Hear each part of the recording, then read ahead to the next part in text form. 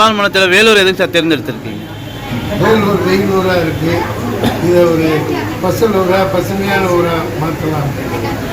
எல்லா மலைகளிலுமே இப்போ பச்சை மரங்கள் இருக்குது, புரியுதுங்களா?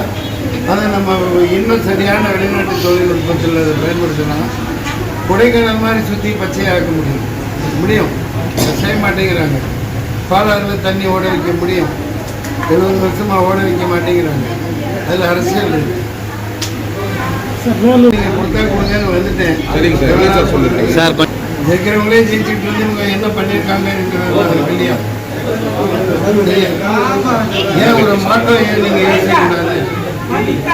எல்லாம் முடிச்சுட்டாங்க. தேச திருவிழான்னு சொல்லுவாங்க. இது தேர்தல் திருவிழான்னு எல்லாத்தையும் முடிச்சுட்டு வந்து இங்கே நாடகம் போட்டுட்டு தான் இருக்காங்க. அது மக்களுக்கெல்லாம் தெரியும். போக போக சாயம் வரைக்கும் மாட்டேங்கிறாங்க. திருச்சூர்வழிக்காக உள்ள இழுக்கு பயப்படுறாங்க. எல்லாமே பயப்படுறாங்க. எதுக்குன்னு அவங்கள தான் கேட்கணும். இவனை எதுக்கு வளர்த்து விடணும்? இவன் பாராளுமன்றத்துக்குள்ள போனா ஒரு வழி பண்ணிடுவானே, எல்லாத்தையும் பஞ்சர் பண்ணிடுவானே, நாஸ்தி பண்ணிடுவானே, பேச விட மாட்டானே இல்லையா? அந்த பயம்தான். நான் மக்கள்கிட்ட கொண்டு போவேன், எல்லாத்தையும் தோல் உரிச்சு வைப்பேன், ஒருத்தனை விட மாட்டேன்.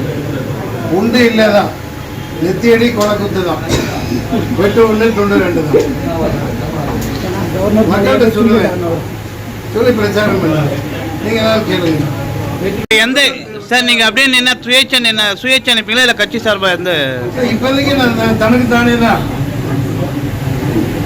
அதாவது என்னப்பா இங்க இருந்துட்டு எப்படி சொல்ல முடியும்? எவ்வளோ கதவு திறந்தா திறக்கட்டும்,